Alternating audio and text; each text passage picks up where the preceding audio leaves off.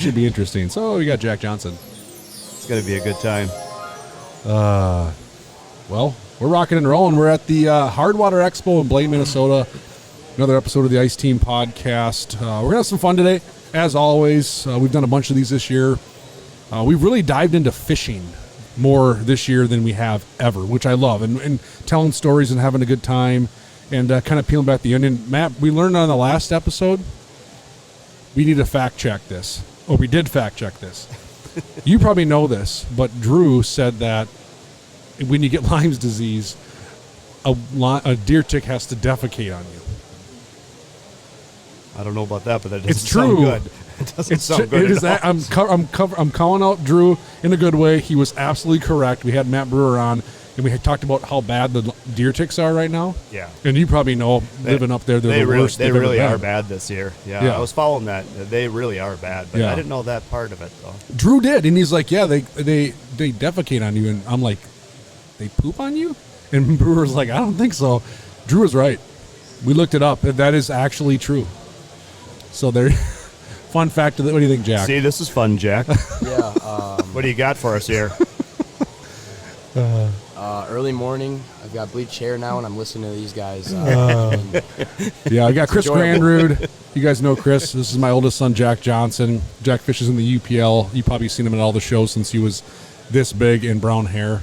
So now he's taller than me and Chris. Chris was worried about a booster seat when we started this podcast. I think I look taller in the front. It's a good spot for me. Yeah, I can remember coming to these shows. I mean, so many years ago, and Jack was like one of your little guys here. And Yeah. I saw him like, oh, "Where's Jack? Oh, he's getting tall." Yeah. And his hair's changing colors. Yeah, Jack. So you got to tell us a little bit about that. Yeah, why is your hair that color? I'm sure it's not just changing on its own, or what's the deal here, Jack? Well, this year, for the first time in a while, Anoka football made it to U.S. Bank Stadium.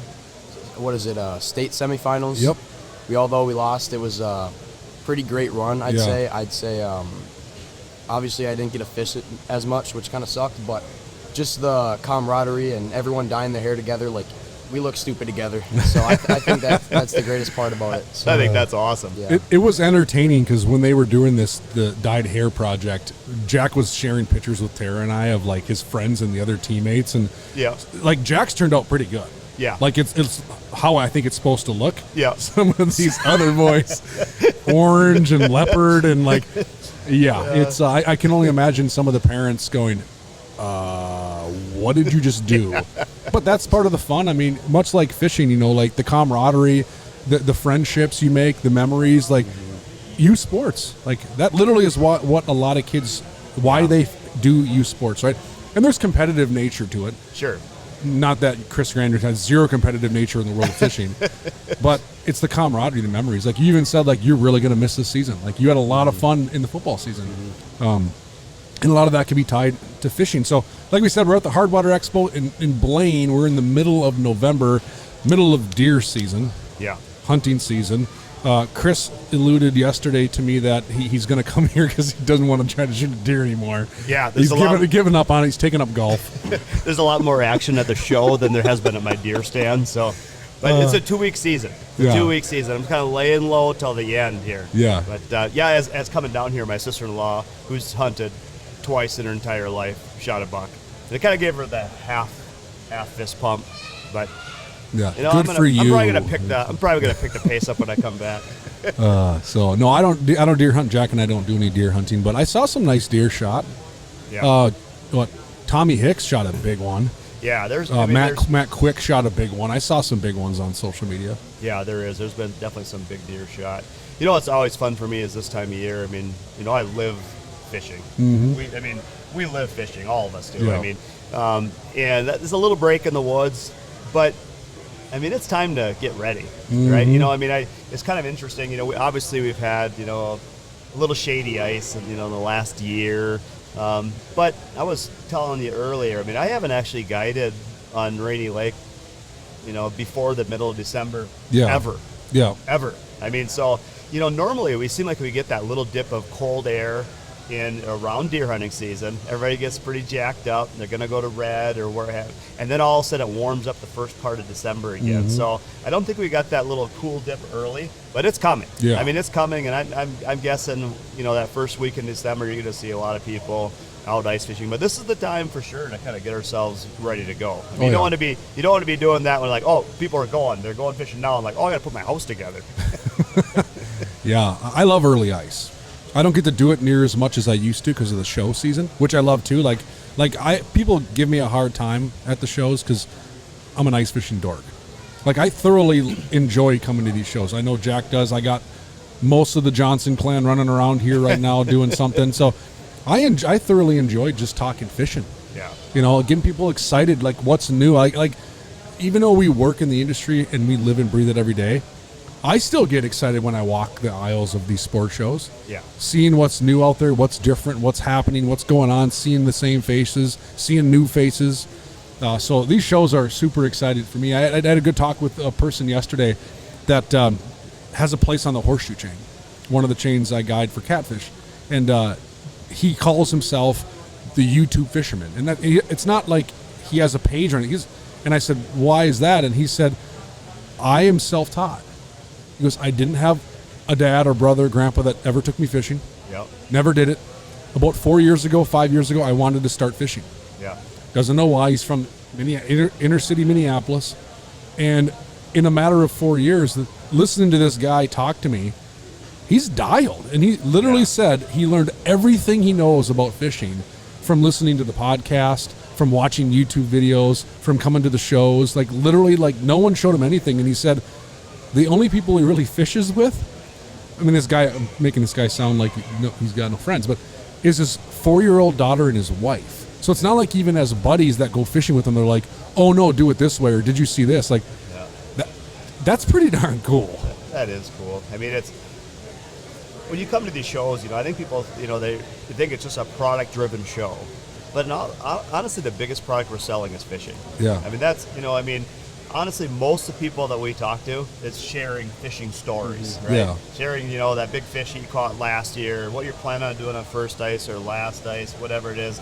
And, I mean, there's products that obviously you need to do that. But in all honesty, the shared common interest is just fishing. I mean, I'll watch Jack, do different videos, and it's fun that he can connect with a different crowd. Like when you and I first got in the industry, Matt, we were connecting with a different crowd than we are now, frankly. I mean, and it's fun because that is how people learn. I mean, and it's our enjoyment. I mean, and when you get out of youth sports, you're not playing collegiate ball, or you're not playing pro ball, you kind of in the outdoors. That's kind of your fun, right? I mean, that's your hobbies, and coming to these shows, for me, it's always exciting because it's the start of the season, right? Start of the 2024-25 ice fishing season. Yeah. And that's exciting. We don't know what the ice is going to be. I don't know how the bite's going to be.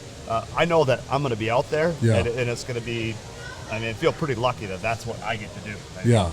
I mean, what did you say, Jack? I know some of you and your buddies, when the football season was over, like, you're ready for... We're ready to ice fish. I mean, me and my buddies who play sports, we already booked the trip to Lake of the Woods with JP. Like, we live for this, but I want to go back on what you guys were talking about. I think that these shows are so important because of how well you can get connected to someone you've never met, because we all have the same interest. Everyone's here to learn and get better and just learn tips. And I love how, like, I can meet someone I've never met and talk fishing, and I feel like I've known them for a while because, you're sharing stories and getting better. And you never really feel judged, I feel like, at these shows. You're never, no one's going, you don't catch fish. It's always helping one another out, and I think that's important. That is what's really fun. That's a really, really good point. Whether it's across the aisles, whether it's seemingly a competitor, a different color, or a different brand, you know what?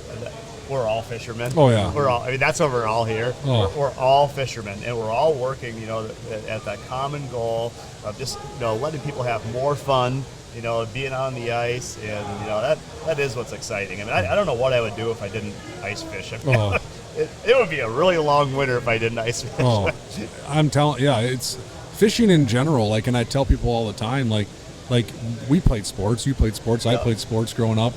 Like, you're gonna fish until you can't move. Right. Like, you play sports until a certain part of your life, and then you don't play sports well anymore. Yeah, right. Yeah. I mean, you can still play. I mean, who watched the Mike Tyson fight the other night? Yeah, right. Yeah. Love Iron Mike, right? Like, he's a legend, but very obvious that 58 years old, dude probably shouldn't have gone into the ring. But I admire the heck out of it. I admire that too. Like, So I was going to be driving down, that day, and so I tuned in. I mean, everybody tuned in. They couldn't buffer it fast enough on Netflix, right? Oh my gosh, yeah. They were having all sorts of problems there.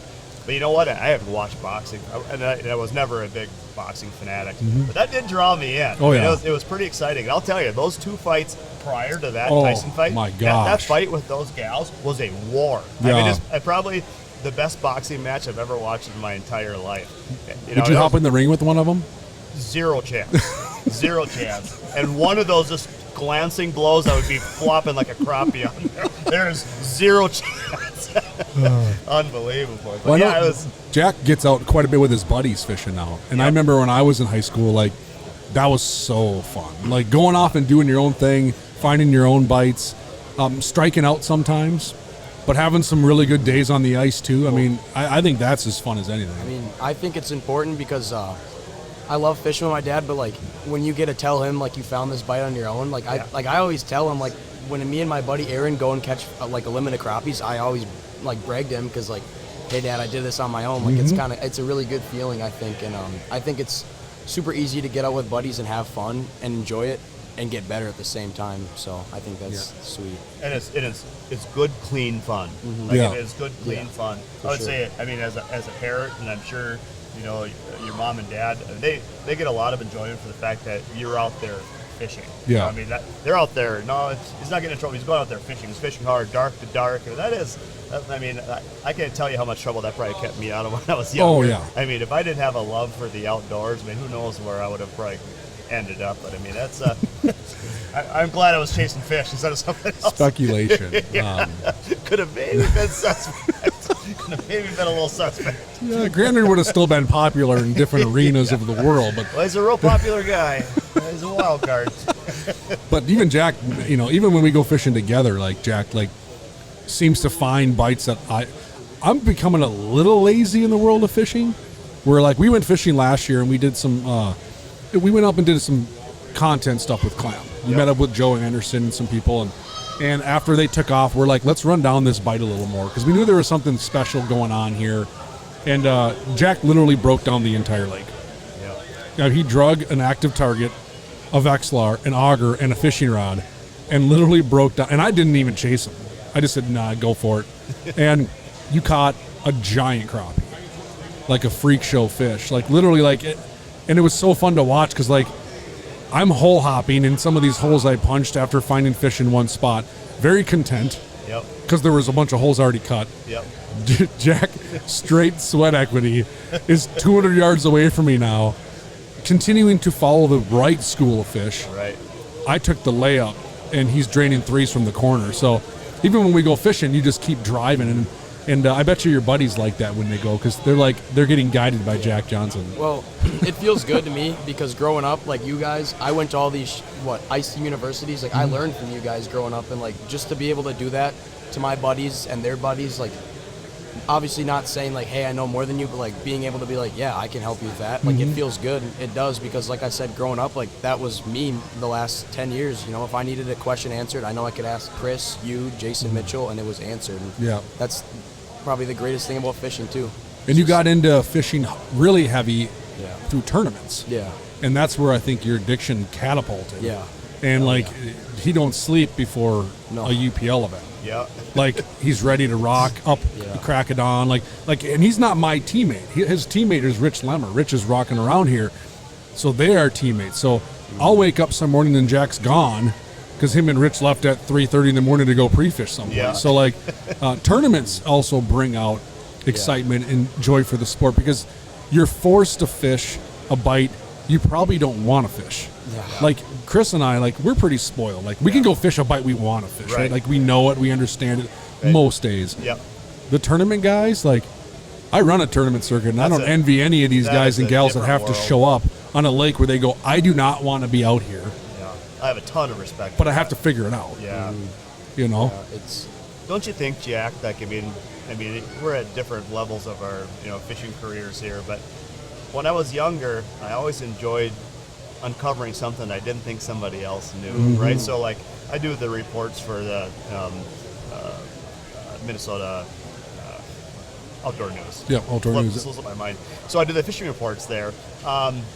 And for some reason, finding something that somebody else is not doing, like if everybody's like, the fish are in 30 feet of water, you'll see me in like 15. Like, oh, there's a deep bite. I'm in the weeds. Like, why? I saw you up in the weeds. Or like, and I'll tell you, it doesn't mean that it's always good, but it seems like if you can uncover something that the masses are not fishing, there's something to it. It's not necessarily just the fish I'm catching. The fact that I'm doing something a little bit different, but it does seem like the big crappie that you had mentioned earlier, it seems like it's always just a little bit different. Like by the time I do a report, the bite's been happening for a while. There's not one bite out. I don't know what lake it is. I mean, there's always something else, and it's just like that kind of drives me, even to this day, to some extent. Just trying to do something a little bit different. Maybe it's a different presentation. Maybe it's a different, spot on the lake. But if I had to do the same thing all the time, I think it would get old for me. Well, I think about that too for tournaments. My first year, I spent a lot of time just kind of watching because, we didn't win any events or place checks, but I learned a lot because I'm realizing these guys like Ben and Colby, like their winning spots are by themselves, like unpressured fish that aren't getting all this attention, aren't having all these hard houses over them. And I think that's key because some of these lakes during tournaments, when you throw 30 teams on a lake, a lot of these fish are going to shut down. And if you have that bite that no one knows about and 9 feet of water in the weeds versus chasing basin crappies, like that can make all the difference in the world. Yeah. And I think that's important to figure out. Absolutely. It's fun to hear some from lakes the fish small. Yeah. Even a big lake fish. I mean, you guide on Rainy Lake. Right.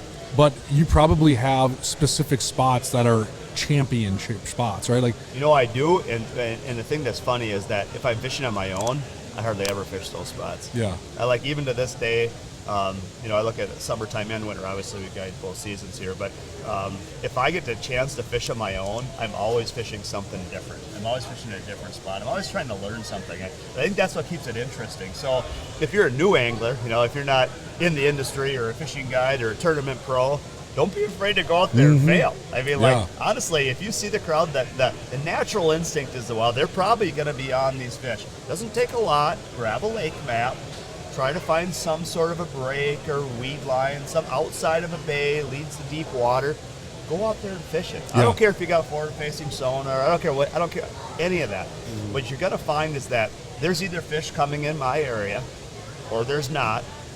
And either they're biting or they're not. Yeah. But the most exciting thing for me is not necessarily catching them that day. Is like, these are good fish here. Yeah. These are good fish, and they're coming in around 2 o'clock. Where did they come from? Starting to put that pattern together on your own. And as a tournament angler, like you guys are, and the UPL, whatever, that's amazing to me how you can break that water down so fast. I mean, because you have no room for error. I mean, coming into zeros is like, wow, we really tried something different. Well, zero again. I feel like people also don't realize like what it takes to break down a lake. Like seriously, like pre-fishing, I'm dead. I'll come home and lay down and want to go to bed because it's, you're cameraing, you're punching, they're not there. You got to go because like tournament day, you can't waste time doing that. You got to be ready to go. That's usually when I bring out the cheddar brats. But I'm not competing. Okay, the bite's bad. Cheddar brats. That's so much work. I mean, I'll follow, like say for example the UPL, I'll follow the bite there and the success there, but I know how much work that is. I know, like Jack had alluded to, I know how much work that is to try to break something down. And Matt, I think you alluded to it earlier. I think you there's a little evolution in your fishing career. I mean, we were both probably Jack, right? So when I first started fishing, and this was before any kind of forward-facing sonar, I would just burn all my gas out of my auger. The auger was like a Suburban that weighed about 800 pounds. My back hurt. We're pounding holes. We bragged about how many tanks of gas you'd went through. Yeah. That was like the flex. Like three tanks of gas today. How about you? I would grid flats for crappies. Yeah. Right. So you didn't come in and drill one hole and try to figure out they're off the edge. We would grid it out like a football field. Like if I didn't have a football field, like I really wasn't working hard enough today. Yeah. I mean, but that's just kind of the way it was. Now I'm a little bit more content. I might fish a different bite, but I'm not going to burn it down to the ground probably. I'm going to find, a little more value in just relaxing, not feel like I can't get off the couch. I'm with you. Well, it's like talking to Tony Roach, for example. Tony guides on Mille Lacs, and a lot of people know Tony. Like, he used to cut so many holes. Like, with all due respect to Tony, like, I don't think there was anybody in the industry that had to cut more holes than a perch fishing guide on Lake Mille Lacs in the wintertime. Right. And this dude would rip, like Strike Master back in the day, Auger Company, would literally lean on him to test blade systems and because like he was running hundreds of holes every day, hundreds, like no matter what, like he had to, because those perch on Mille Lacs, they're different now, and we have technology like what you were saying. But I didn't even try it because I didn't want to do it. Like it's a hard work. Like the Devil's Lake Perch Patrol, Zippy, his team, right? Like they're moving. It seems like those perch guides, like they could be like track stars in probably a past life. Like you have to move so much because perch are a little more nomadic than the walleye or a crappie. Even a crappie, like, they move, but I think we move them. Sure. Like we're doing things to move them. Perch, no, they're just grazers, constantly moving. And you know, you're right. I remember the days of the augers, and you were at the mercy of please start. You know, like the worst feeling in the world, like, is an auger that didn't start. Now we're so spoiled. You push a button, and I used to keep an extra power head. I used to keep an extra StrikeMaster power head in the floorboard of the backseat of my truck that might not get used all month, but if the one I'm running goes down, I can chuck up that bit to that power head again. So a lot of us at StrikeMaster used to get a second power head from Randy and Ray, like, give me a backup power head. Some sort of an issue, you know. It was 40 below to 40 above. A lot of times you can't get something to run right. I remember running a trip way on the east end of Randy through a portage, you know, 25. You know, this is again a little more of an aggressive mission. I didn't necessarily realize that, you know, getting stuck, you know, 25 miles from home with customers could be a problem. You know, it was one of those bad, you know, ice years, slush, and they were getting stuck. And my equipment's not up to par either. I'm running old Indy snowmobiles, not big, fancy, wide track Bearcats. And got stuck 3 times on the way out there. It's cold as heck. I set people up. Backhead, we had the Mr. Heaters, not Buddy Heaters. You know, we had the light your coat on fire, light your house on fire, light the sunflowers. On fire. Yeah, everything was on fire. Big wind, slush, water's coming in the houses. Everybody's cold, right? I mean, honestly, at this point, like, catching a fish is a huge bonus. Like, we can't lose a finger. I get out there, I'm drilling. I got everybody shoveled in. I am a sweaty mess. Bear Giles has got nothing on Chris Granrud. And I went and I tried to pull that auger, and it's like anybody's ever had a gas auger. It is not. I mean, I relied on them, and they were good for many, many years, but they could be a suspect as well. I pulled that auger, pulled the auger, ripped the recoil out of the top of the auger, and I'm like, huh. And the guy's like, "What are we gonna do now?" I'm like, "Trip's over." Like, are you kidding me? I'm like, I didn't carry 2 augers out of the ice out here with me, but yeah. Yeah, I remember when Solo did the power heads for StrikeMaster, they offered a lot more parts to make sure we could be fed in the field. Right. I would actually keep recoil kits in the glove box of my truck. It's funny you say that because it was actually. There's nothing wrong with it. Yeah. I loved them. I mean, I drove the recoil that happened of often. But it was a plastic top recoil, and I snapped. I remember when it happened. It was like a moment of silence, and we all looked at each other. I started just putting house away, like, Trip's over. See, I cut way less holes now, and I'd like to say it's because of forward-facing sonar, but it's because my kids cut all the holes now. Yeah. Jack, like, we used to do ice shots. You've been to ice shots many times. Yeah. It's a clam media event, and we'd go to Leech Lake and all that stuff. And our pros loved that I'd bring Jack. Yeah. Because he would cut all the holes for everybody. Yeah. He loved it. I remember even Dave Osborne, the owner of Clam, was like, "Well, just send Jack over there to that weed flat. He'll punch it out. We can just follow him in 10 minutes, and there'll be 30 holes over there." Yeah. So you like to cut holes. I like to stay active. Yeah. I want to talk about when you were talking about how sometimes we push those crappies out. I was just thinking about how sometimes I feel like when we punch holes, like we push them off, but I realize, like, when we're with John up north, when we're punching all those holes, like, by the time we punch 30, 40 holes, they're already back through our holes. Do you think that when we go back for guide trips a day later and those holes are there, do you think that can help us a lot more? Fish come back through? Yeah, punching them open, like, and just having those there. I think so. Yeah, I think for sure. I mean, fish in general, they're dumb. I mean, fish are not that bright, right? They're just instinctual. It's not like they have cognitive ability to be like, if I do this, this will happen. So I think you're spot on. I think if you find fish on a specific spot, unless it's like a transitional period of the season, but let's call it heart of ice, middle of winter, they're probably going to use that spot again relatively quickly. Now, if you're on a lake like Rainy, maybe it's a different school that comes in. It might not be the same fish, right? It's a giant body of water, but where we fish, where a lot of these lakes are 600 to 2,000 acres, right? Yep. I mean, you're like, I'll knock that out in 20 minutes. But like, those fish probably are reusing the same water very often. Sure. And do you think that's the case on Rainy too? I mean, or I do you think you're that- getting new schools of fich? Not that I want to have any analogies for deer hunting since I have not seen any deer, but in some ways, like, a funnel system or, a little bit of a travel highway or a food source. I think you have a really good point. The fish aren't that smart, right? It's actually a fairly simple game, right? They are going to spawn and they're going to eat. Those are the two objectives: spawn, eat. They might not have to eat midwinter as much as they do midsummer. That's really a simple game, in all fairness. What I'd like to point out is, I talked to somebody about this the other day. When I have a house out, if you could put 4 holes in it, I always tell them to do 2. Well, can't we get 4 in here? And I'd be interested in your situation where maybe you're fishing a little shallower water sometimes. I feel like having less lines on the hole, I always catch more fish, right? So honestly, I would almost prefer 1.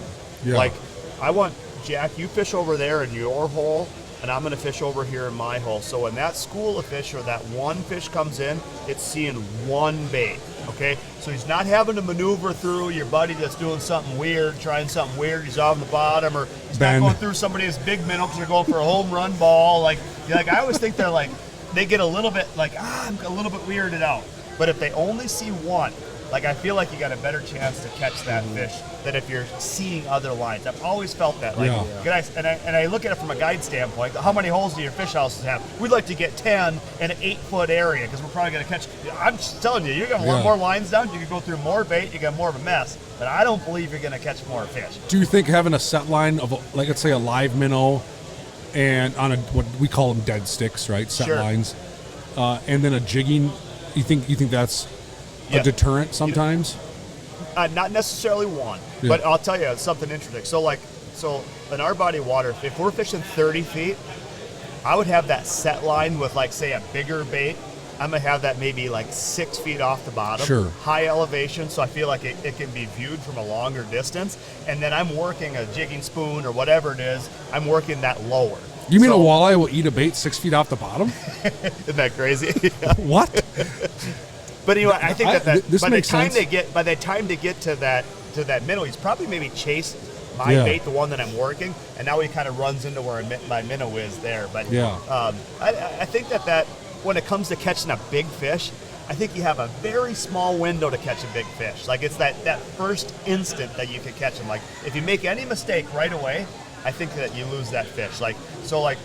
And I believe, and I would imagine, when it comes to a big panfish in a pressured body of water, that's real key. If you've noticed, if a fish stares at your bait for 10 seconds and then you try to cat and mouse or move the fish, real tough to catch that one, right? It's the instant he enters your cone, and that expands now with forward-facing sonar. Yeah. But the instant you see that fish, you can get that fish to move. If I'm seeing him out at the fish house and I can get that fish to move, I'm probably going to catch it. If I wait for him to come in and close the deal and then I start bringing my A game, boy, he's tough. Now, do you think that changes with walleye and panfish? Because with active target now, you can watch those fish come in. How do you think set line compares to do you think it's, I don't know how to say this in the best way, walleye fishing, do you think it's of your best interest to have a minnow line down compared to crappie fishing by yourself, or I think the first drop on a crappie is super important. Every time you catch a big one like that, it's your first. We always talk about the first drop, right? It doesn't seem like that. It's that first one you drop down. Sometimes they'll relate themselves higher in the school. If it's again, I think our fishing is a little bit different than fishing deeper, basin fish. But it does seem like the biggest one is the most active, and he's the dominant feeder there. And then it seems like you might progress through smaller ones if it's a bigger school of fish. But he's the one that eats and off the bottom. Yeah. I mean, I'm not a walleye pro by any means, but what I've seen doing what I've done with walleyes, it seems like that big fish, that apex, is not the bottom hugger. I mean, he or she is up high, and they have one mission, and it's I'm going to pound on something that's in front of me. That's 100% correct. Yeah. Like if you notice, and I know when you're going Spooling into reels. We're Oh, spooling yeah. reels already That's today, what I boys. hear That's exactly wrong. Thought I heard a snowmobile. I was so caught up in it. Is that a sled moving in on me? Oh God, I'm there on my spot. But yeah, like in our system, we've got Cisco's, Tulaby, right? So throughout the day, no matter as much as we talk about or have learned, you're learning from your electronics, you're learning from your day on the ice. So you got to make an adaptation quick. In a tournament, super fast. But when I'm on a body of water and I see, the first thing I notice, I see Cisco's coming in. Those green flashes are coming in, like at 12 feet below the ice. Okay. Cisco's, and I'll tell customers, Cisco seem like they're coming in 12, 13 feet, watch that area. Yeah. Now, we don't necessarily bring a set bait up there, but I'm really watching that because I know that probably the biggest one, I mean, the 28 to 30 inch walleye is going to be caught suspended. Super aggressive. You can't be caught sleeping there. So, when it comes to looking at a flasher and not forward facing sonar, we know that a green or a bait fish in your cone leaves a light green mark. Mm-hmm. A 30-inch walleye outside your cone leaves a light green mark. Mm-hmm. So every light green mark, I am instantly on top of it. Yeah. And I think that, in theorizing, number one, I'm the first person to it sometimes. But number two, if he's moving through aggressively, and you're like, oh, here comes one, I'll watch customers do, here comes one, I'm going to just like, dude, you got to get there now. Like you got to be able to turn that fish around to get him to go. If he turns, go instantly aggressive. He's chasing a 7-inch Cisco. He's not trying to get eaten. He's trying to dart around. You get a way better chance to catch that fish real fast. Get there real fast. Be aggressive. Try to get him to go. But once you got to slow her down and try to entice him, like, oh, this is a smart fish. That's got to be the best feeling, though, when you see that mark. Like, I mean, I'll start shaking when I know you're on a big fish lake and you see that green flicker. Yeah, and then you don't even have to jig. You're just shaking. It comes in. Brad. Yeah. It just big chunk comes up. And then when it leaves, I just get kind of sad for a little bit. That was the one. That was the one chance right there. It's like Gens. We've said this on the podcast before. Dave always gets asked, like, what do you like to fish for? What's your favorite thing to fish for? And he just says red lines. Yeah. Like he does. Like I'll sit next to Dave and he'll catch 6-inch bluegills and smile. Yeah. And then the next one will be a 9.5 and he smiles. Like he just gets excited about every red line he sees. But we have trained ourselves in the world of fishing, and others listening will understand this. We have learned what a big fish looks like on our flasher. Like, we know, like, if we missed a big fish, like, we just stare at that unit so much that we've trained ourselves, like, that was a bigger fish. And we use the term, like, vapor trail. It's got a little tail, like, oh, my God, like, that was a big one. And I always get people all the time, like, how'd you know that was a big one? I just know that that was a big one that just came through. Like, if you're catching crappie, you can tell the bigger crappie. And you're like, I just missed a shot at the big one in the school. How do you know that? It's like, you just do. You stare at that darn thing so much that you know, like, and the forward-facing sonar is even worse. Yeah. Because now you can literally see them, the tail, big one. Everything you're like, turning. that is the 100% the big one. Like, I watch Griff from the Crappie Chronicles just stare at his forward-facing sonar when he's on fish and he's not fishing. Yeah. Because he wants to find the big one. Yeah. Even 10-inch crappies, he don't care. Yeah. We're like, the three of us are probably rifling through the school, having fun, catching. He don't care. He'll sit there and watch that school Going for that methodically until he sees a big one pattern the way he wants. It's just, but that's what gets him going, is a big fish.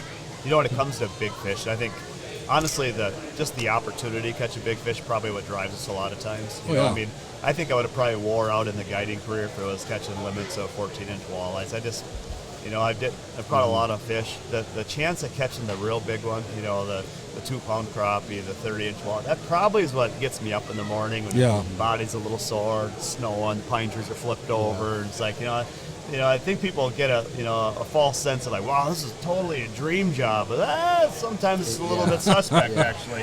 But the chance of getting that one big one, I mean, that is what it's. I don't care who you are, where you're fishing, what you're fishing for. The chance that one elite caliber fish is like, that drive. I mean, even at this point, you know, in our careers, like, dude, I just gotta get that big one. Yeah. It's what you tell at Christmas time. You tell your buddies, come to the show. The guy you'd never met before. You talk about this big property you got. Like, it's amazing how your memory works. Yeah. Like, We have already done it today.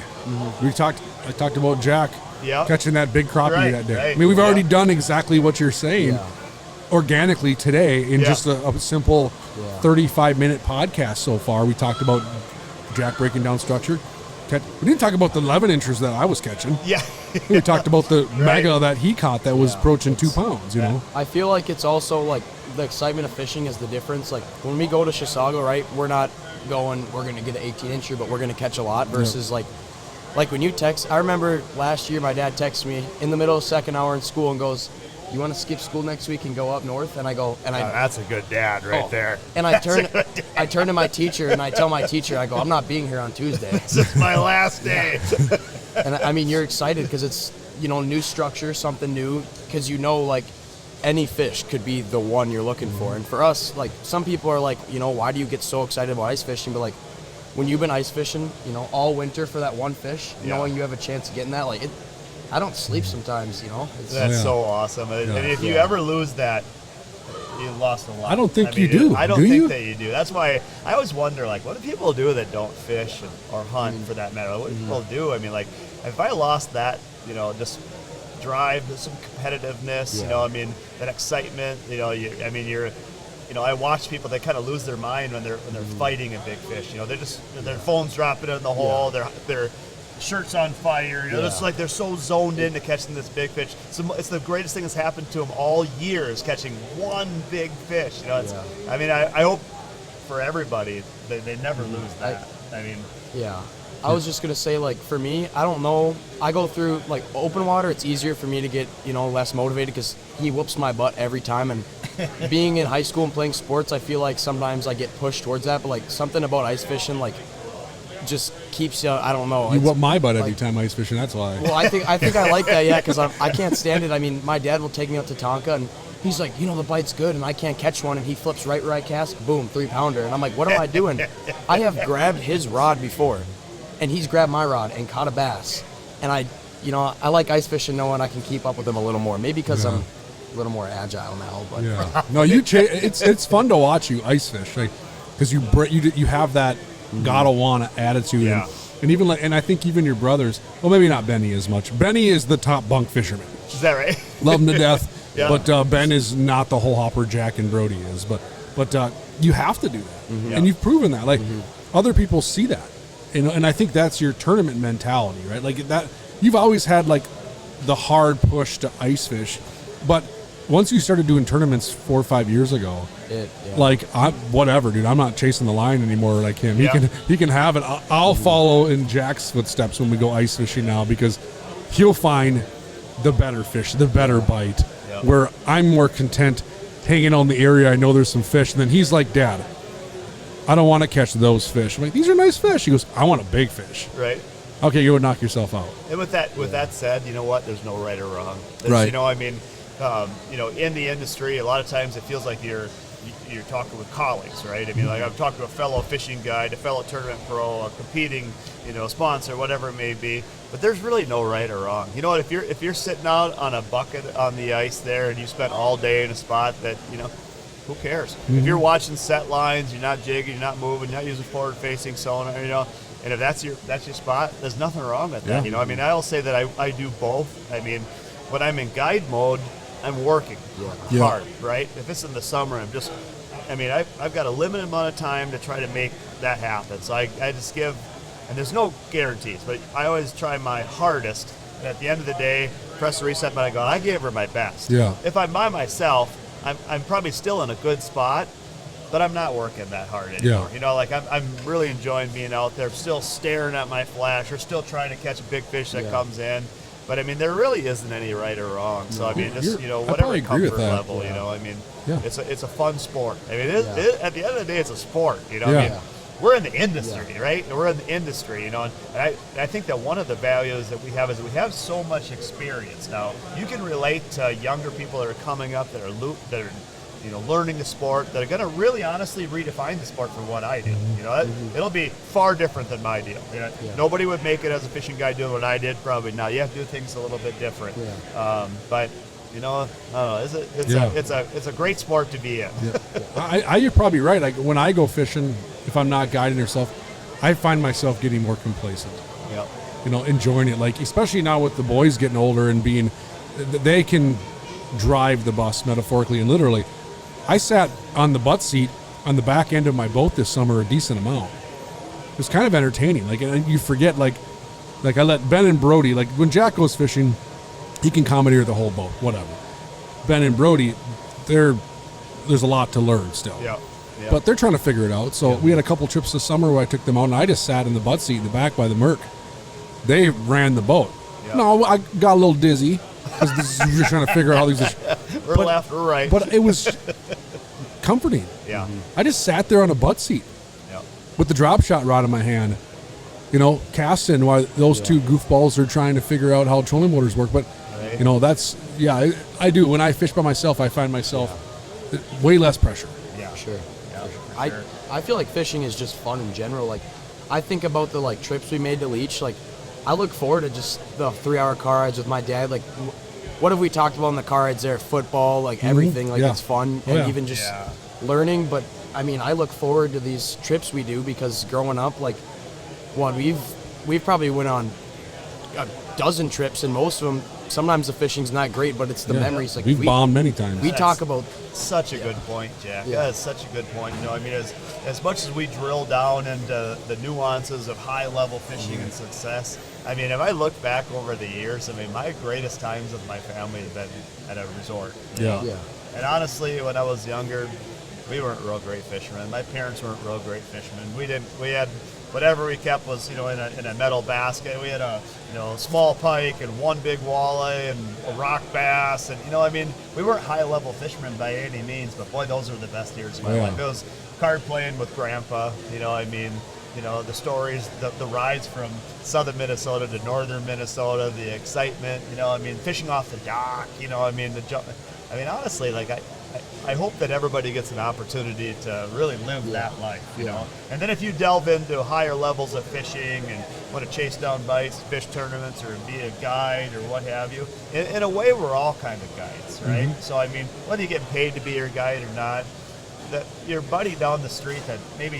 his dad doesn't fish, maybe works over the road, or, if you have an opportunity to take him and introduce him to something like all of a sudden he's like, I like this. This is fun, and it keeps him out of trouble. And he's, boy, what a great thing that you could provide to somebody. And it doesn't have to cost tons of money, But that's why I always like seeing young guys like Jack take the reins.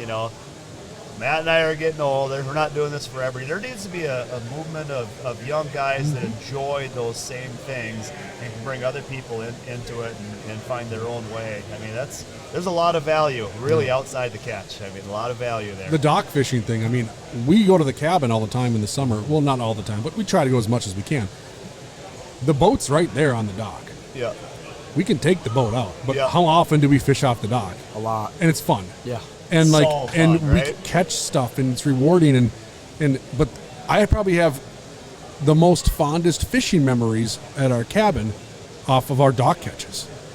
You catching walleyes when the sun's going down. Your PB 28-inch fish off a dock.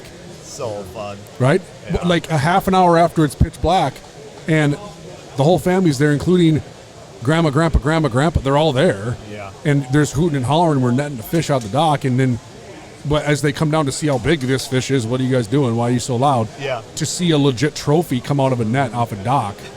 There's something about shore fishing or dock fishing, So we have a cabin south of Rainy Lake, and I wouldn't be going down to the smaller lake for the level of fishing compared to Rainy, but I really, really enjoy it.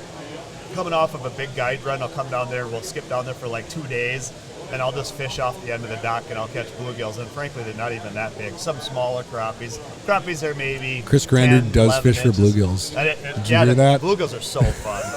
I grew up in southern Minnesota, moved north. When I fished in southern Minnesota, if you remember those days, back in the fishing forum days there, I fished the Lake Sunboro system quite a bit. So you've caught big ones. We have big bluegills in there and big crappies, but there's something about bluegills. I like bluegills, and we don't have a ton of them up north. Some of the smaller lakes have some, but but honestly, sitting off that dock, watching a bobber, catching, bluegills, I mean, that is a ton of fun. And no matter what level of fishing you participate at some point, to be able to migrate back into that, it's still like, you have a choice to do whatever you want, and you're still down here fishing. Oh, yeah. Yeah. Oh, yeah. I mean, fishing, here's a question for us, speaking of you catching bluegills in Rainy Lake. If you could no longer guide on Rainy, what if tomorrow they're like, hey, all guiding on Rainy Lake has been shut down? What would be your next, like if you could go anywhere else and guide, what draws you in? What other body of water or system, within reason, I'm not saying Belize peacock bass, but like what draws you, what's another body of water, like that'd be pretty sweet body of water to guide? Like is there a bucket list for Chris? I think it would maybe have to do something like in the boundary water canoe area, just some remote water. We're fortunate that we have a destination fishery, right? So up and down economies, there's ebbs and flows of business. It's a place that people want to end up. It's a big fishery. So I've always liked bigger fisheries that have a diverse bite. Sure. I grew up, like you guys, fishing a little smaller fishery. I like the fact that it's complex. Yeah. It's not easy. I think that sometimes people think that bigger fish bite or that bigger lake bite is easy.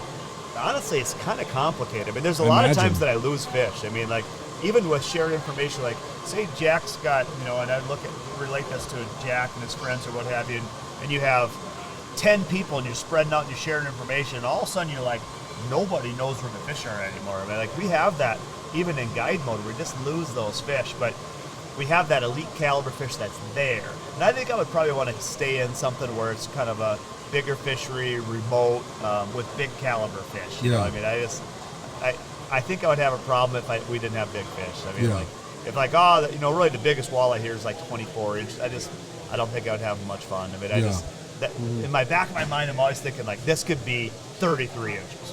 Yeah. What is the biggest walleye you've seen on Rainy? So 32 and a half is the legitimate 32 and a half is the biggest I've ever seen. Surely there's bigger. Surely people measure fish a little bit different. That was a closed mouth, tail pinch, pushed against the bump board, 32 and a half, and just a giant fish, and it's funny, a big fish. Have you ever noticed, this is kind of just off topic, have you ever noticed if you miss a fish? Kelly always says this to me, she goes, nobody misses more big fish than you do. And I go, what do you mean? She goes, because every time you set the hook and you miss one, you're like, oh, God, that was a big fish. Big fish. That was a big fish. And she's like, every single time, like, and that is kind of interesting. So now it's kind of a joke, even through our guide team. Yeah. They're like, Granrud, you missed any big ones today? I'm like, yeah, I missed a couple. Like, or even like you're fighting him and maybe it's a hard turn to start with. Yeah. He dogs down, you're like, good, big fish, real big. Then it's like coming up a little lighter and you're like, probably going to land it. You're like, maybe I'm going to retract that a little bit. I don't necessarily know it's a record, but I mean, it's pretty solid. It comes up, they're like, dude, this is a lot. Yeah, nice 19-incher. I wonder if he's got a lot of fighting them. Yeah, maybe the biggest one got off. Another one hit it on the way out. Yeah. I always actually lose big fish. Like, I see them jump. He knows about losing big fish. I could sense. My PB was in the net.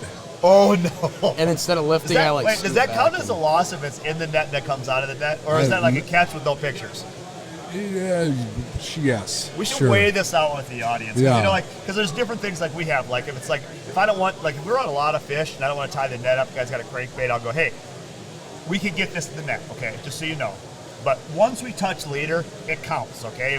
You're not going to take a picture of a 20, you got a 26, but when does it actually count? Like if it is the net, that's almost got to count.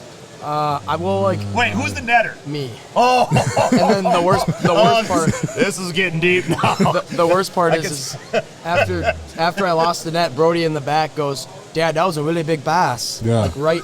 I had just caught is there like a 6.82 that we weighed, like physically weighed. So this is almost a 7-pound fish. I mean, we had that in the boat. We weighed it, Rapala scale, whole 9 yards, legit 6.82 pound, 6.82.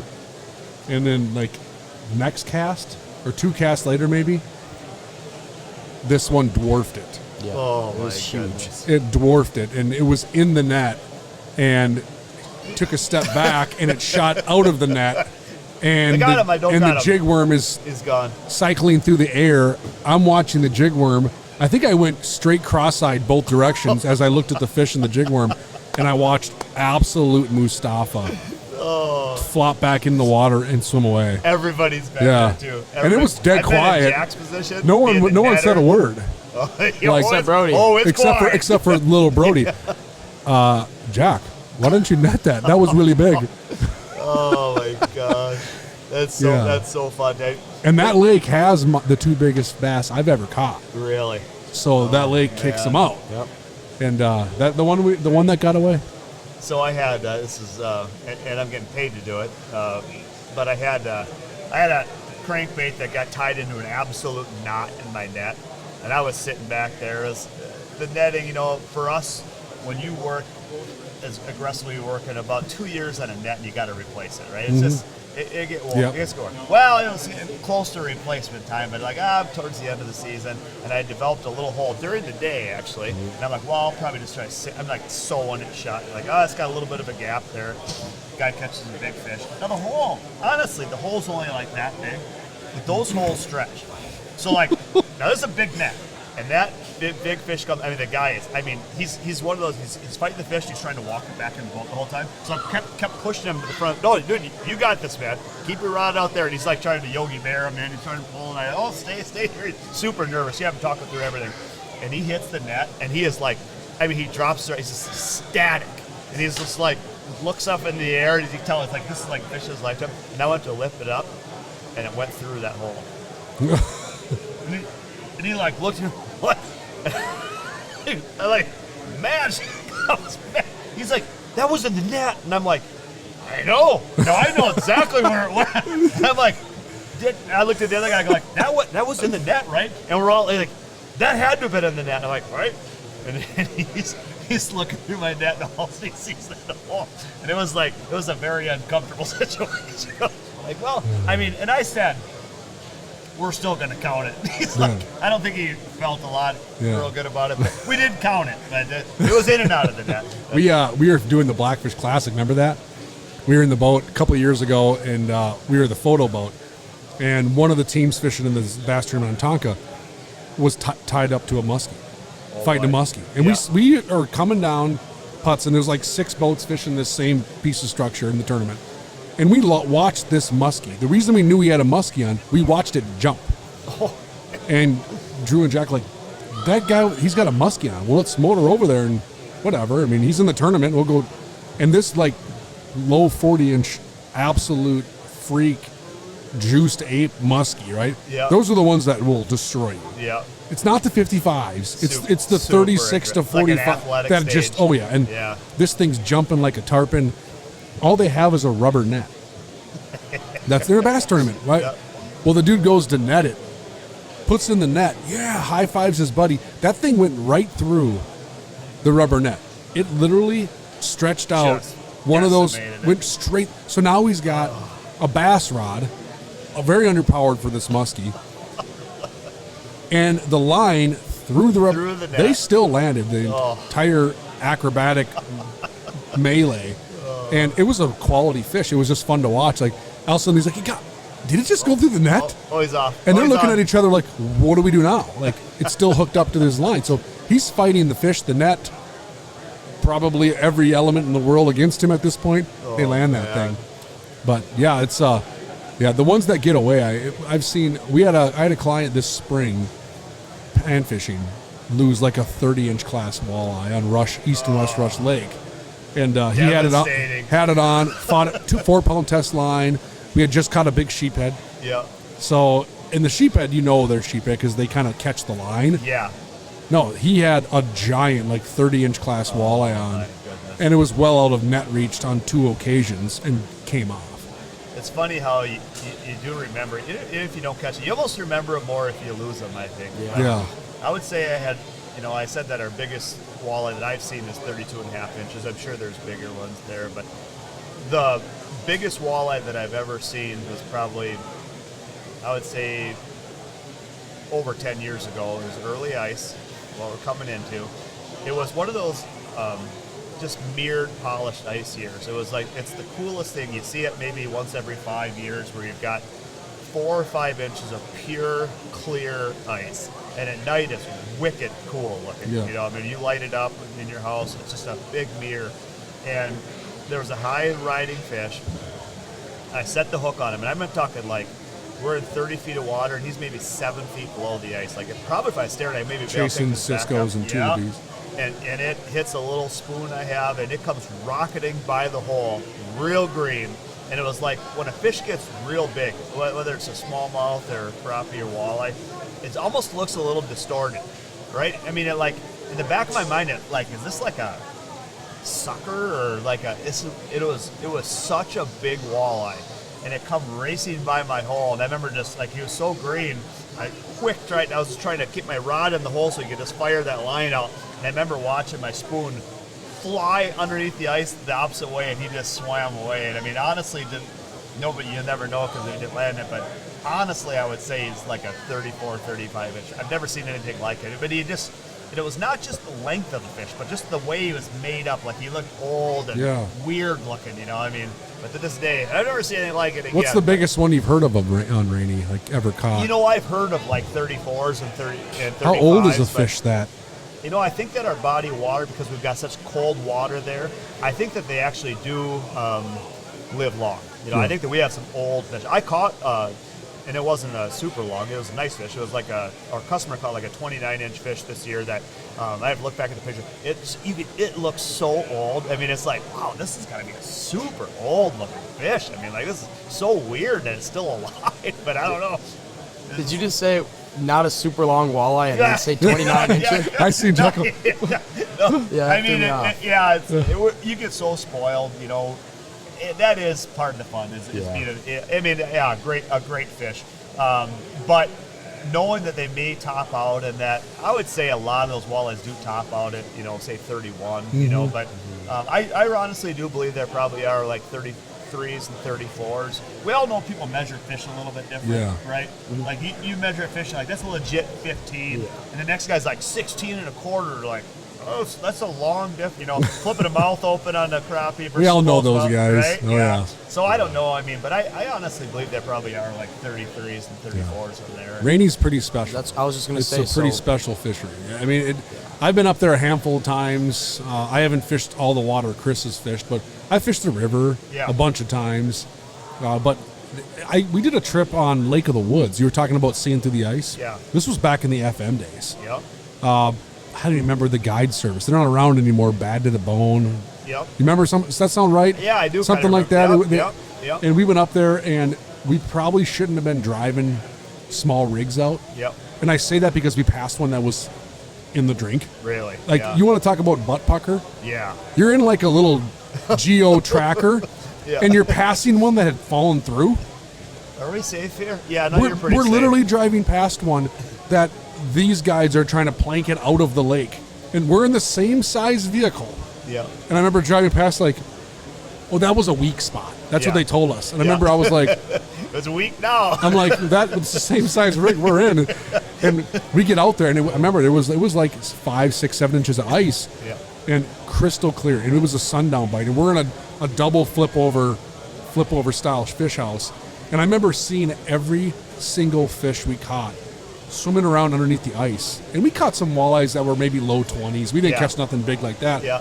But that was super cool. And there's some stuff on YouTube. I think Sobe caught one in his group where that fish, you can see that pike swimming around right under the ice. And he's fighting this fish right here. And 10 feet that way is the fish swimming around. And it's such cool video to watch. So much fun. I think, you know, I don't know when this is going to actually air here, Matt, but I think we should spend 2027. 2027. So this will probably not do you a lot of good here. We're going to let her marinate for a little while here.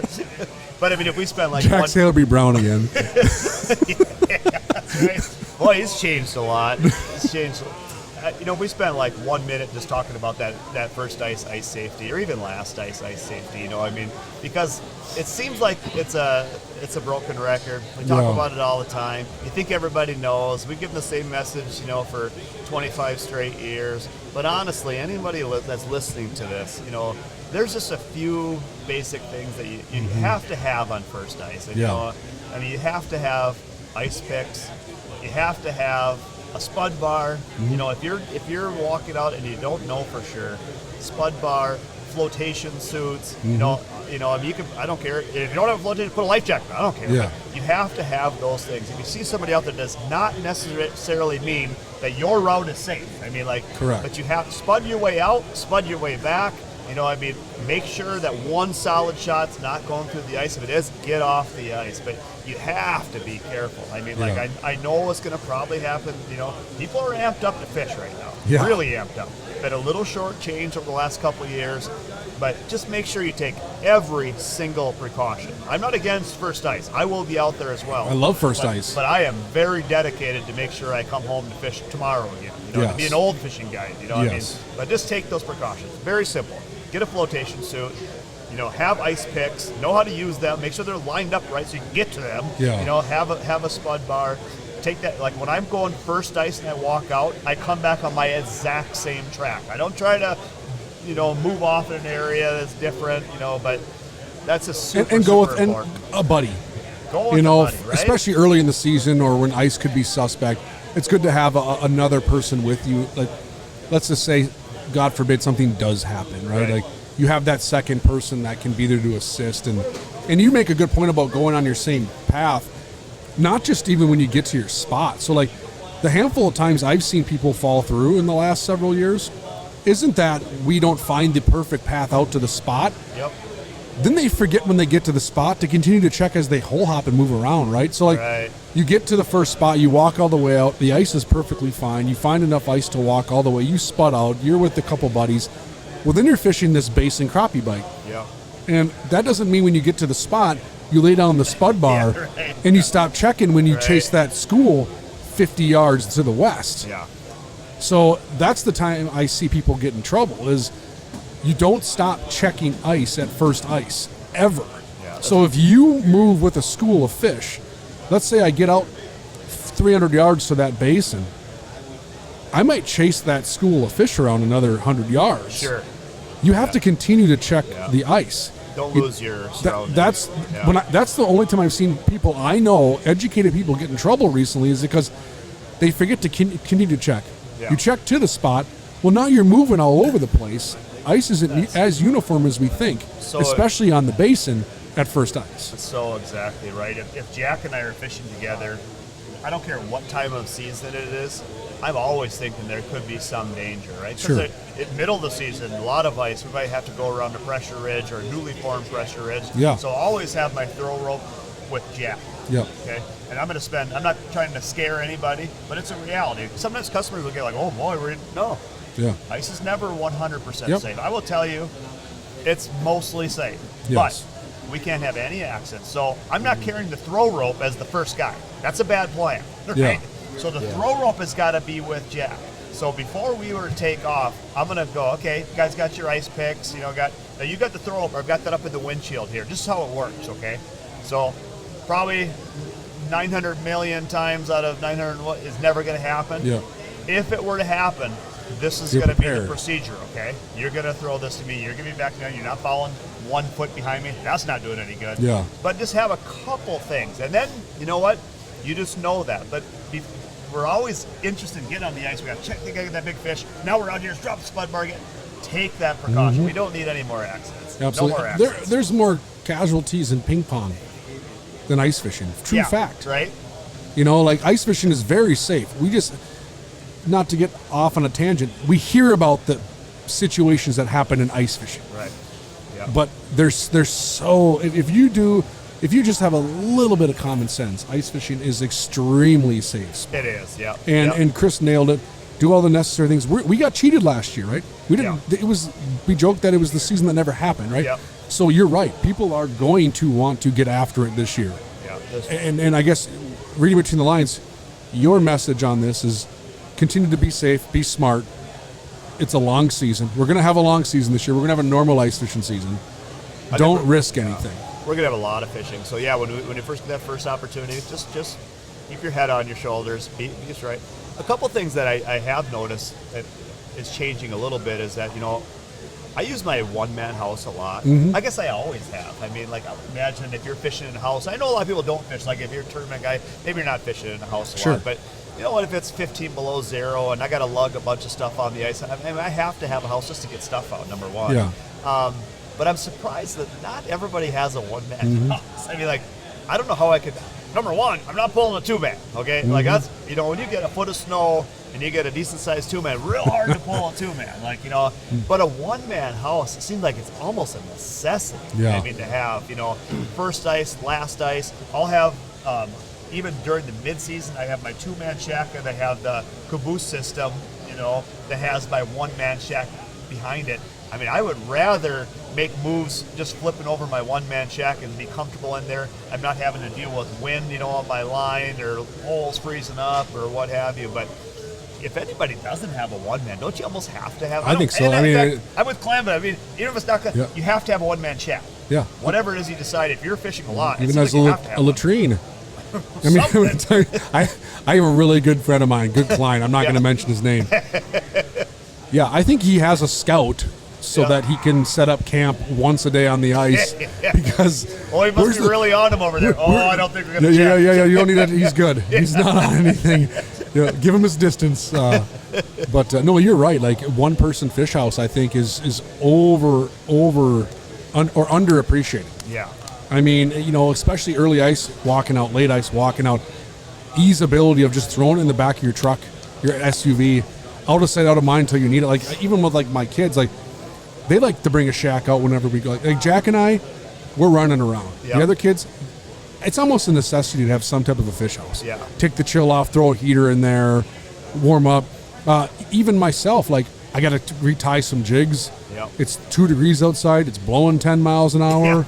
Like, you just need to take the chill off. Like, it's a lot of times we want to get macho in this sport of it. I don't need a shack. Like, that's cool. Like, we have good clothing. I get it. Right. But at the end of the day, I guarantee you the same person, I'm talking about myself included, has frostbit their fingers, has done a number of things where they're like, I'm an idiot. Like, what? I mean, how tough do I have to think I am? I think I'm getting you're softer. Right. You're spot on. I know for sure I've had frostbite, several times on my fingers, but it is nice being comfortable now. I mean, if I would choose catch fish or be comfortable, I'd probably still choose catch fish. Yeah. But if I could choose catch fish and be comfortable, that's kind of what I'm going for. Game. That's why there's 20 hard shacks in the parking lot in front right now, right? Because there's a giant coalition of anglers and newbies that are like, if I'm going to get into this ice fishing thing, I just want to be comfortable.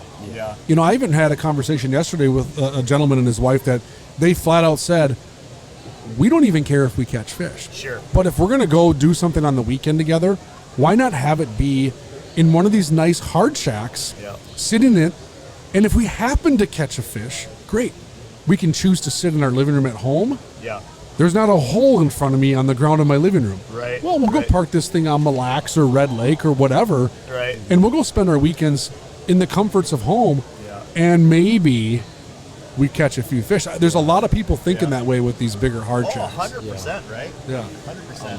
Sometimes I feel like it pushes people away when they hear, like, I was out fishing, right, and 20-mile-an-hour winds, kneeling over, can't feel my fingers, but, like, I feel like sometimes you forget about that when you're fishing. Like, when you're in a good bite, like, I think about the best when I was out with Bart that one time when they let me go with them. You couldn't see the bite unless you were hunched over the hole, and it was so cold, but, like, you don't really realize that when you're on fish. Like, you're catching fish and it's freezing, but, like, everyone's like, you guys just are lunatics. Adrenaline. But it's... We are lunatics. Well, we are lunatics, there is some truth to that. We are, There's something about that, just that rush of the bite or the rush of that big fish, I haven't got over it yet. Yeah. I was thinking about that hard shack. So that is a big business, right? Outside the show here. I went and walked through them yesterday. They're cool. Amazing. Oh my gosh, but nicer than my house. They're nicer than our cabin. They're nice. Even there though, take a portable house with you. You know what? You want to swing out in the morning, you know, I mean, maybe you're not on a perfect spot because of how they had to plow a road, whatever. Take a one-man check, take a hub out there. Go out there, sit out by yourself, get a little away from the crowd out there, fish for the day, come back into the actual luxury penthouse, you know, I mean, but yeah, still have it. And there, again, no right or wrong. There'll be a hard check like that in my future. I know for a fact. Like even Mom, my wife, Tara, she will walk through those, and I can even see it in her face. Like, this would be kind of nice. Like, you know, I think I'll guide as long as I can. Yeah. Right. I love it. I love the educational aspect, seeing people smile, putting them on fish. Like, I'm not the type of guide where somebody's like, hey, I want to be put on a limit of walleyes. Yeah. That conversation turns me off. Yeah. But the guys that want to really learn, I get excited. So that's going to be with me forever. But it's nice, hunker down, like you said, in comfort when they're biting. So, like, I could see one of them hard shacks in our future where we can lay down. We did the Lake of the Woods trip that time and shot a show with Midwest Outdoors. And they put us in the owner's, like, Glacier Taj Mahal. I mean, we went in there and had, like, leather sofas, TVs, refrigerator. I'm like, I kind of felt less of a man when I walked into that thing. But we're on Lake of the Woods. There's a lot of fish below us the whole day. I mean, Brody caught a 24.5-inch walleye. We caught 21s, 22s, 18. And I remember sitting there, and we're in sweats and a hoodie and a pair of Crocs. And I remember thinking, this is pretty cool. This is all right. Like, this is, I'm like second guessing my manhood a little bit here because I'm sitting inside this comfy shack, you know, but I'm also the kind of, we joked about this yesterday morning with a group of us in the booth. I think all ice anglers have ADD. I think I mean, I don't care what anyone says. There's a new definition of ADD that probably is ice fishing induced. Because when you really get into this sport, you can't sit. I can't. If I don't mark a fish, if we don't mark a fish in 30 seconds, I'm like, I gotta move. And I even do it in the boat. Like, if I take my wife fishing, she's like, you're moving all the time. I'm like, there's nothing here. Reel in. I know there's nothing here. And with forward-facing sonar, I really know there's nothing here. Right. So it's crazy. But we've been talking for a while.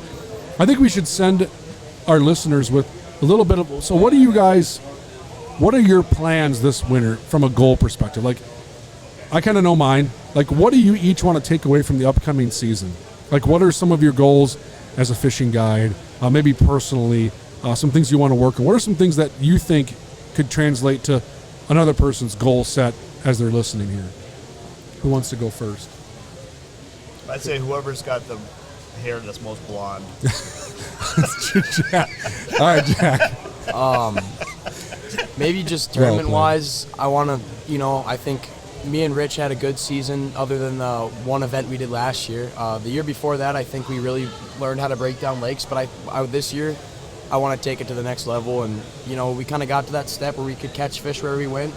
You know, we got a top 10 finish every event, but it was, you know, were they the right ones? And I want to make that step with Rich to finding the right ones. And one other thing I'd like to do is break down Mille Lacs. I went there twice last year with a buddy, and, I mean, I get jealous because I go there and we caught like a 19, some little ones, and my dad's like sending me these pictures of perch and big walleye, and it intrigues me because I talked with Jason Mitchell about it, and he says the fun part about that lake is that, you know, it's never the same. You know, and I think that's fun because you can go there and get skunked, or you can go and catch, you know, a bunch of walleye, perch. Like, I kind of like that because there's not much of that by us. It's 100% of Mille Lacs fishermen want to break down Mille Lacs. So, I mean, they all get that lake. I hate that lake, but I love that lake. Love-hate relationship. Sure. Jack's doing a lot of fishing with his buddies. It's awesome, and I love hearing the stories of what they find and catch, and it's so rewarding. Like, I would give a lot to go back to my high school years when I'm just getting into the sport like Jack is, the way he's doing it. Yeah, I'm excited. You're going to catch some big ones on Mille Lacs this year. I'm excited. I have a sneaky suspicion. Body of water. Great body of water. And you got a shot, like you said, at a big one. You know, we all know there's a lot of walleyes between 24 and 30 inches on Mille Lacs. So it's another one of those lakes, like you said, Chris, where, you know, at any given moment, a 29 can come out of the hole. Yeah, that's exactly right. So you're going to cash a check this winter. Cash checks. And you're going to break down Mille Lacs. Yeah. I love it. Yeah. Try. Yeah. Keyword, try to break down Mille Lacs. Effort. It's all about effort. Yeah. You know, that is a really good question I've been thinking about as Jack has been talking here. In all honesty, I would say at this point in my career, I want to continue to lead people into the sport of ice fishing. Yeah. You know, I mean, it seems like you've kind of repeated your story and told everybody, but you know, there's nuances in ice fishing that I've found by just doing it so long. Yeah. You know, not necessarily an entirely different pattern or a different spot or different bait, just you know, the triggering of a bite, how to work things a little bit differently. You know, I mean, I think there's a lot of times it's a very, very subtle difference to our success. It's not like you're drastically off the pattern. Oh, where he's probably going to be, if I knew where he was at, I'd be getting those big fish. I don't know. Yeah. I bet right where you're at, if you change what you're doing just a little bit, you know, if it's the one big fish, not even on rain, I don't care where you are, if you're on Mille Lacs, if it's that one big fish, the timing of working that one big fish, where you're locating in the water column, what you're doing, not necessarily always spot driven, but your technique might put you on more big fish. I mean, Yeah. and I give that in my seminar all the times when we're talking about working crappie. But you know that, looking over a customer's shoulder, you're watching him. There he is, buddy. You know this from a guy. This is what you do. Just keep working, keep fading up, keep moving the tail. And right before they hit, they stop the bait, they miss the fish, and you're like, you're 99% there. Yep. Nothing to do with a different spot. Why'd you stop what you were he doing? He was going to bite. But that teaching moment of right there, okay, next time you see that one come through, what you need to do is you need to have your flasher, you need to have your bait, you need to work them up the water column exactly how you're doing, but you need to make sure you're still flipping that tail when he takes that bite and be able to catch that fish. Yeah. Super subtle difference. But like all of a sudden that guy catches that fish, Jack's buddy catches that fish, maybe doesn't fish as much as Jack does, and he's like, you know you made a difference that day. Yeah. Yeah. Right? And it's like that, to me, is kind of where it's at right now. Yeah. I mean, Well, Spot on. I think about even those guide trips we do, right? Those guys are catching, 6-inch bluegills, and they're laughing, having the time of their lives. And to us, we're like, yeah, we didn't get any big ones. And they're coming up to you saying, this is the best trip we've had before. Yeah. And because we, to us, a big fish, right, it's way different than what a big fish might be to him or to her or to someone else, because it's perspective, and we fish a lot more than they do, and they just want to, set the hook compared to catching giants. So. Yeah, we do a handful of larger corporate trips and hub houses on pressured metro lakes full of stunted fish. But yeah, they just get ecstatic to catch fish. And there's always that one or two guys in the group that show up with their own gear, and you can tell they're like, bro, come on. I'm like, well, you got to get around and hole hop a little bit, and then they usually find some nicer ones. Yeah. But Jack nailed it. There's excitement in everyone, and we've always said this as a guide on Minnetonka, like we do with these big corporate trips in the summertime. And Gary Klingler, Big Dog Gary Klingler, has hosted many of these, and he always tells all of his guides, 40, 50 of us, before we do these giant corporate trips, every single fish is important. If they catch a 19-inch pike, you get excited, you net that fish, because that might be the biggest fish that person has ever seen in their lifetime. And we get complacent where it's like, oh, a little pike. So we always, oh, nice fish, yeah. And then more often than not, he's not wrong. Half these trips, they've never seen a fish of that size. Right. No. If you get an opportunity. Pretty cool. If you get an opportunity this year, and I'd say for anybody that's listening to this, if you have an opportunity, go help somebody that doesn't have the same experience that you do. One time, Yes. you could sense who he is, right? I mean, he doesn't have all the fancy equipment, I mean, he might very well know who you are. But spend 10 minutes. Go over and talk to him. How you doing? You getting any fish? Give him a little tip. Hey, try this. This is kind of what I'm doing here. You'd be surprised how much value is there. I see it so often. I see it in the summertime. Guy doesn't know how to land his boat on the river. Okay, you know what? It's kind of tricky actually. You know what? You haven't landed your boat in the river with current. You got to come in hot. There's rocks on the side. And I see people that are always upset at those people. That guy, he doesn't know how to. If I got 2 minutes to get up. Take a minute out of your day to help somebody. He's a lot like you, okay? He might not have the same opportunity to do all the fishing you do. Maybe he's not in the business, not a guy, he's not a pro. Just spend 2 minutes helping that guy. You'd be surprised. Hey, it is tricky landing on the river, man. I've been there. I've been in that rock on the side there. You come in hot, and then just fade back. You'd be surprised how just like helping somebody. Oh, yeah.